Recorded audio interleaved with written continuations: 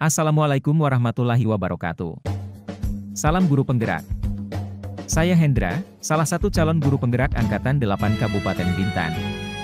Pada kesempatan ini akan menjabarkan koneksi antar materi, pada modul 3, 1 tentang pengambilan keputusan berbasis nilai-nilai kebajikan sebagai pemimpin.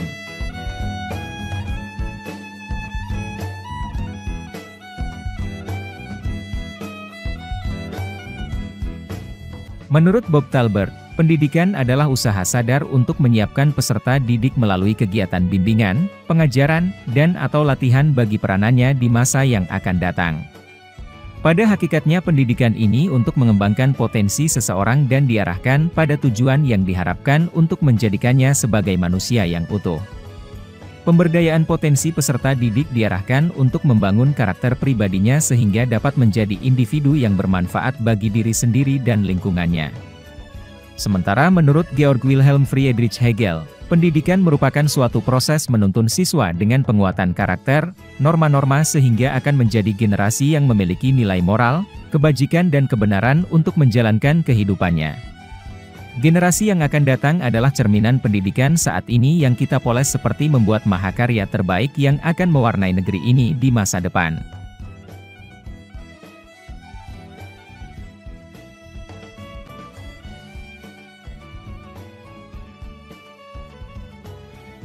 Filosofi Ki Hajar Dewantara dengan Pratap Triloka memiliki pengaruh bagaimana seorang guru mengambil keputusan sebagai pemimpin pembelajaran. Semboyan yang dicetuskan oleh KHD yang sampai saat ini masih menjadi landasan berpijak bagi pendidik adalah Ing Ngarso Sungtulodo, seorang pemimpin harus mampu memberi tauladan, Ing Madya Mangunkarsa, seorang pemimpin juga harus mampu memberikan dorongan, semangat dan motivasi dari tengah, Tut Wuri Handayani, seorang pemimpin harus mampu memberi dorongan dari belakang. Yang artinya adalah seorang pemimpin, guru, harus mampu memberikan teladan dan memberikan semangat dan motivasi dari tengah juga mampu memberikan dorongan dari belakang untuk kemajuan seorang muridnya. Semboyan ini memiliki makna mendalam dapat kita jadikan landasan dalam setiap pengambilan keputusan, yaitu keputusan yang selalu berpihak kepada murid agar menjadikan mereka sebagai generasi yang cerdas dan berkarakter sebagaimana tercermin dalam profil pelajar Pancasila. Hal ini dapat kita lakukan dalam proses pembelajaran di sekolah, yang tidak hanya menitik beratkan pada konten kurikulum, namun transfer nilai kebajikan dapat kita sampaikan secara terus-menerus dengan eksplisit pada pembelajaran dan keteladanan di setiap pengambilan keputusan. Proses pengambilan keputusan yang bertanggung jawab.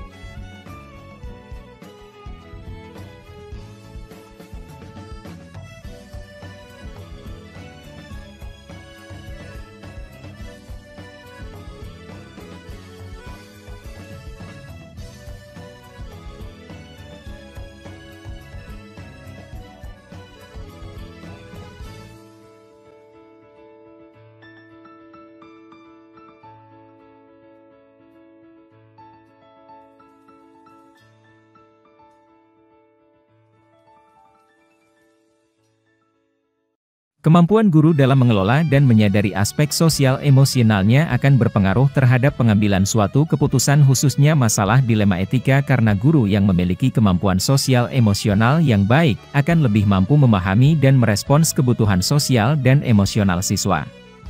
Dalam situasi dilema etika, guru yang mampu mengelola dan menyadari aspek sosial emosionalnya akan lebih mampu mempertimbangkan dampak keputusan pada siswa dan lingkungan sekitar. Selain itu, guru yang mampu mengelola dan menyadari aspek sosial emosionalnya juga akan lebih mampu membangun hubungan yang baik dengan siswa dan memperoleh kepercayaan dari siswa. Hal ini dapat membantu guru dalam memperoleh informasi yang lebih akurat dan lengkap mengenai situasi yang dihadapi dan memperoleh perspektif yang berbeda dalam mengambil keputusan.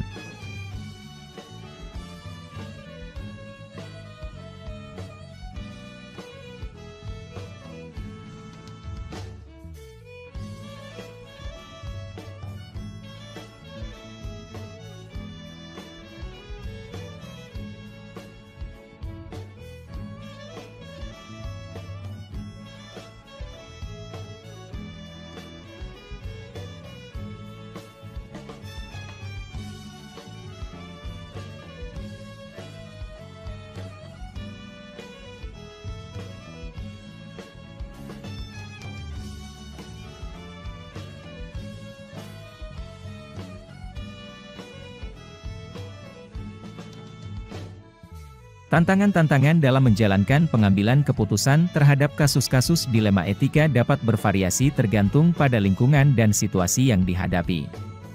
Beberapa tantangan yang mungkin dihadapi adalah kurangnya informasi yang akurat dan lengkap, adanya tekanan dari pihak-pihak tertentu, dan adanya konflik kepentingan. Selain itu, perubahan paradigma di lingkungan juga dapat menjadi tantangan dalam pengambilan keputusan terhadap kasus dilema etika, karena perubahan paradigma dapat mempengaruhi nilai-nilai yang dijunjung tinggi oleh suatu institusi atau organisasi. Oleh karena itu, seorang pemimpin harus mampu mengelola tantangan-tantangan tersebut dengan bijak dan mempertimbangkan nilai-nilai kebajikan dalam pengambilan keputusan.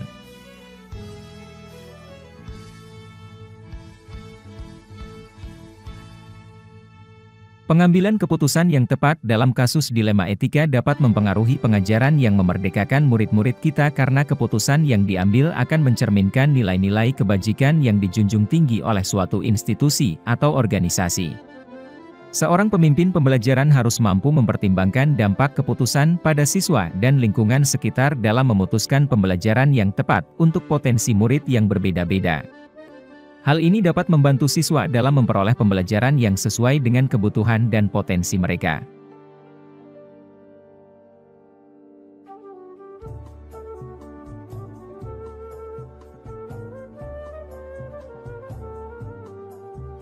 Seorang pemimpin pembelajaran dalam mengambil keputusan dapat mempengaruhi kehidupan atau masa depan murid-muridnya, karena keputusan yang diambil akan mempengaruhi kualitas pembelajaran dan pengalaman siswa di sekolah. Keputusan yang tepat akan memperkuat integritas dan moralitas institusi atau organisasi, serta memperoleh kepercayaan dari siswa dan masyarakat. Selain itu, keputusan yang tepat juga dapat membantu siswa dalam memperoleh pembelajaran yang sesuai dengan kebutuhan dan potensi mereka, serta memperoleh pengalaman yang positif di sekolah. Hal ini dapat membantu siswa dalam mempersiapkan diri untuk masa depan yang lebih baik.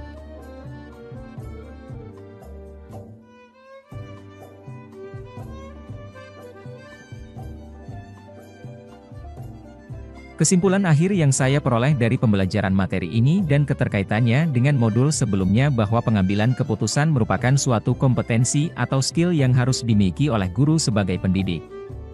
Terkait dengan tugas dan fungsinya seorang guru dalam membuat keputusan harus berlandaskan pada filosofi Ki Hajar Dewantara, karena setiap keputusan yang diambil akan mewarnai pola pikir dan karakter murid.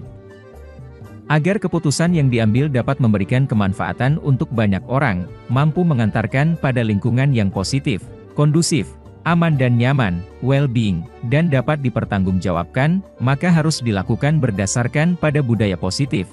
Hal ini dilakukan semata untuk menghantarkan murid menuju profil pelajar Pancasila, yang dalam perjalanannya banyak benturan yang sifatnya dilema etika dan bujukan moral.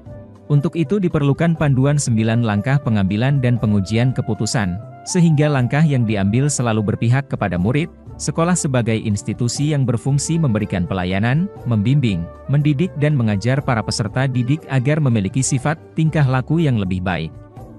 Sekolah juga bertugas melakukan proses transfer ilmu dan pembentukan karakter peserta didik.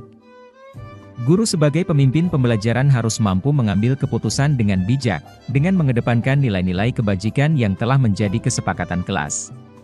Keputusan yang diambil oleh seorang pemimpin pembelajaran, selalu berorientasi untuk mewujudkan budaya positif sehingga dapat menciptakan kondisi lingkungan yang nyaman, well-being.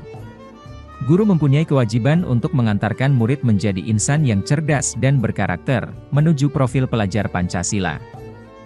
Harapan ini pasti dibutuhkan komitmen dari semua pihak. Dalam mengawal impian ini tentu banyak juga ditemui permasalahan baik yang sifatnya dilema etika maupun bujukan moral. Untuk itu diperlukan panduan 9 langkah dalam pengambilan keputusan dan pengujian agar keputusan yang diambil berpihak kepada murid demi terwujudnya merdeka belajar.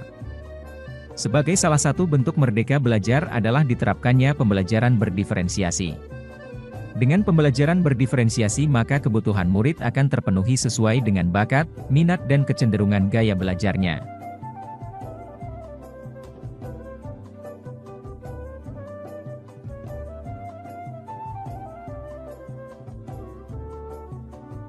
Dilema etika adalah ketika seseorang harus memilih antara dua opsi di mana kedua-duanya secara moral benar, tetapi saling bertentangan.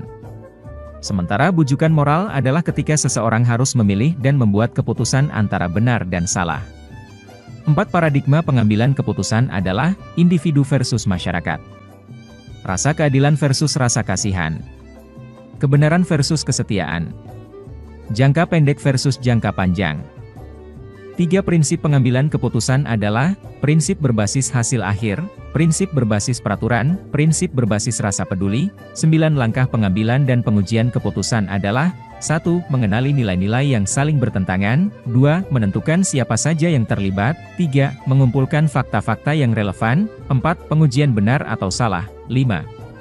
Pengujian paradigma benar lawan benar, 6. Prinsip pengambilan keputusan, 7. Investigasi opsi trilema, 8. Buat keputusan, 9. Tinjau lagi keputusan dan refleksikan.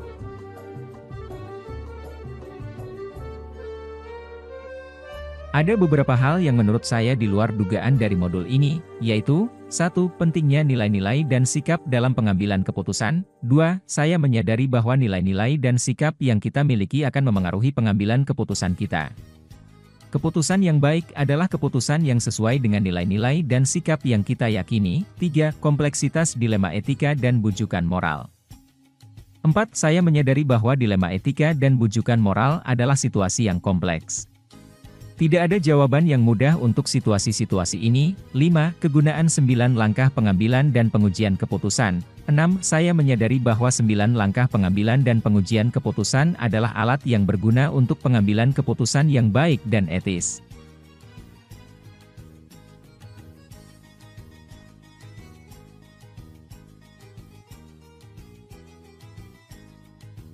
Saya pernah mengambilkan putun dengan situasi dilema etika, namun yang saya lakukan hanya sebatas pada pemikiran didukung dengan beberapa pertimbangan. Saya sudah merasa aman bila keputusan yang saya ambil sudah sesuai aturan dan tidak berdampak merugikan banyak orang. Dengan belajar modul ini saya menjadi lebih kaya akan pengetahuan bahkan telah mempraktikkan bagaimana cara pengambilan keputusan yang tepat dengan menggunakan langkah-langkah tertentu yang tak lepas dari paradigma dan prinsip-prinsip yang ada.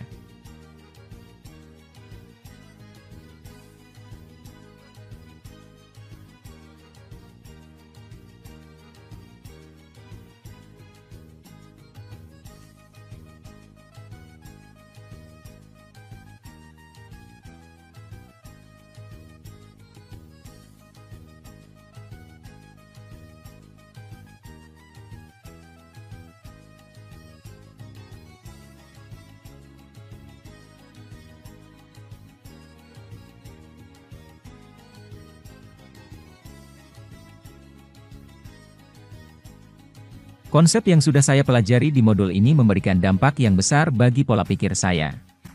Sebelumnya saya berpikir bahwa pengambilan keputusan yang telah didasarkan regulasi dan sosial saja sudah cukup. Ternyata banyak hal yang menjadi dasar. Dalam konteks ini terdapat 4 paradigma dilema etika yaitu, individu lawan kelompok, individual versus community, rasa keadilan lawan rasa kasihan, justice versus mercy, kebenaran lawan kesetiaan, truth versus loyalty. Jangka pendek lawan jangka panjang, short term versus long term, yang semuanya didasari atas 3 prinsip dan 9 langkah. Saya berencana akan mengimplementasikan landasan tersebut dalam setiap pengambilan keputusan baik sebagai pemimpin pembelajaran maupun dalam pengambilan kebijakan di sekolah dan komunitas praktisi. Dengan landasan dalam pengambilan keputusan tersebut, saya yakin bahwa keputusan yang saya ambil akan tepat dan lebih akurat dengan selalu berpihak pada murid. Demikianlah penjabaran saya pada tugas 3.1a8. Koneksi antar materi, pada modul 3.1 ini. Assalamualaikum warahmatullahi wabarakatuh, salam guru penggerak.